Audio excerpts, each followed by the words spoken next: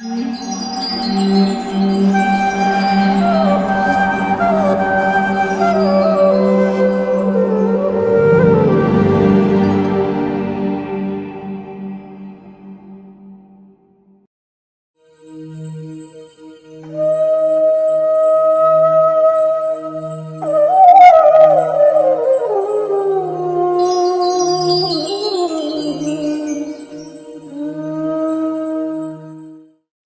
going to give you some food for thought, and we're going to talk about how a mother's presence or the absence impacts the child's emotional intelligence and the child's ability to process emotions, the ability to understand his or her own emotions, and the ability to take care of their own self. And I'm going to help you see this thing from a biological standpoint, from a sociological standpoint, and from an astrological standpoint. So be with me.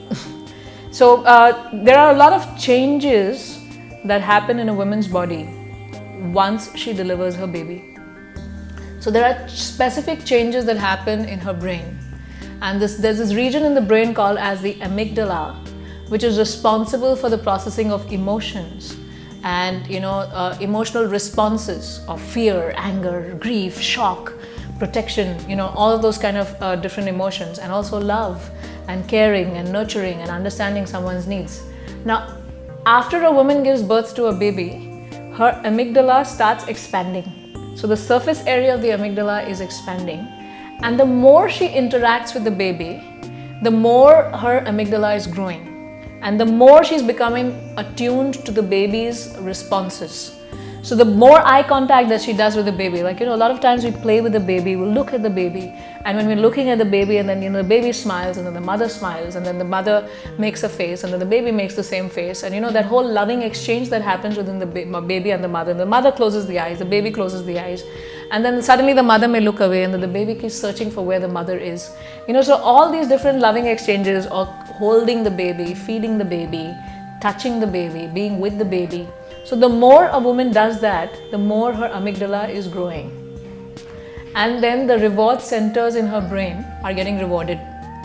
So the more she interacts with the baby, her brain is having those changes, so that there are certain hormones being reduced which make her feel rewarded. So for more interaction, more reward, more happiness. And that's how you can see how a woman's voice can become so syrupy and so sweet when she's dealing with the baby, because that's that whole exchange, and it's happening at a physical level. It's not just the emotional bonding or the feeling of being a mother, but all of these things are happening at a very physical level. And then this hormone, the oxytocin hormone, which is responsible for a maternal-infant bonding across all mammalian species, is also being excreted. And the more the baby interacts with the child, the more of that hormone is being secreted, the more the mother is feeling pleased and happy, and then the more she's becoming attuned. So many times you will notice that a new mother may suddenly run from the room, and you would wonder what, and then till we hear the baby cry, it will be a few more seconds, but the mother's already heard. So what is happening through all of this process is that she's becoming more and more tuned to the baby. And you've seen another thing is that a woman who is able to feed the baby and hold the baby, the mother is feeling more satisfied and more peaceful and experiences less postpartum depression. So some of these reasons that contribute to that. Now, a very important factor to consider is while the mother's body is becoming attuned to respond to the baby's emotion and to care for him, the baby's body is also undergoing a lot of changes. Baby's also having a lot of brain development. So the more you're doing that eye contact and that game and then the holding the baby, etc., the baby is also having changes in the brain that help the baby become more and more attuned to the mother and more attuned to his own self. So when children are born, they don't know, they may just start crying, and it's only when the mother will come and say, "Are you hungry?" That then the child realizes that, "Oh, I'm hungry, and this is what's happening in my stomach, and because of this I'm crying." Or if they get hurt, then they say, "Oh, my baby's hurt."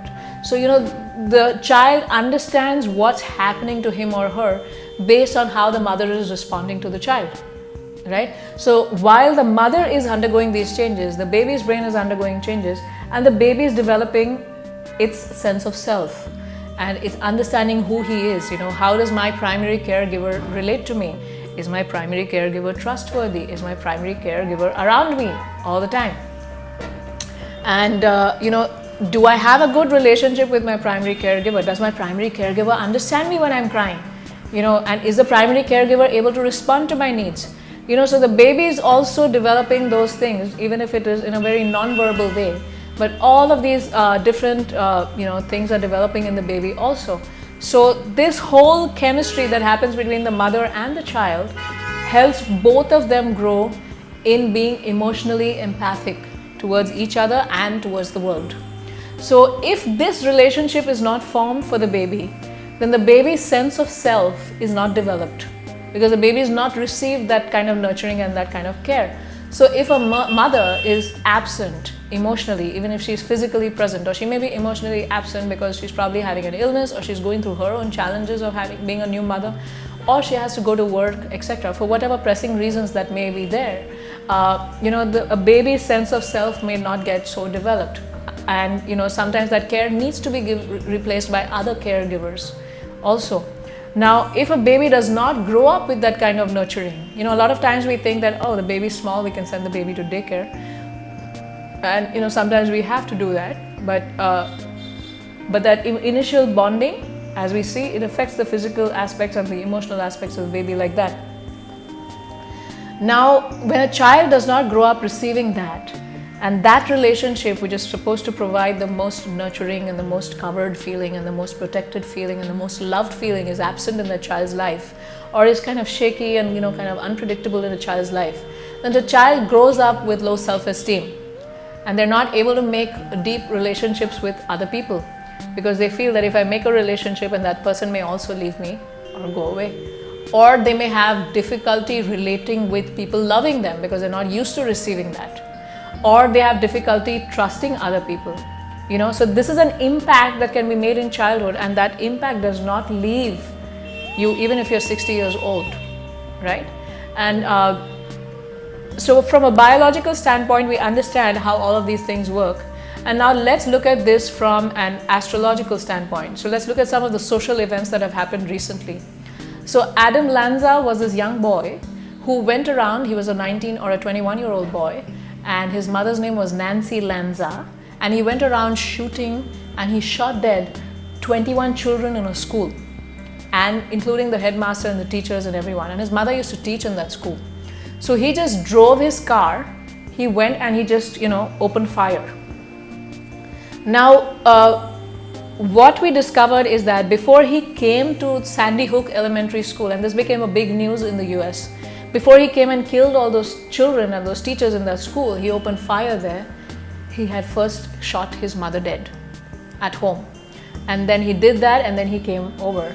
And then there were a lot of news reports, etc., that I was following. This happened around 2012. And there was a lot of news reports and a lot of different ways in which people were trying to interpret the situation. And then there were medical records and being furbished. So one thing that was discovered was that Adam Lanza was mentally disturbed, and he was on medication.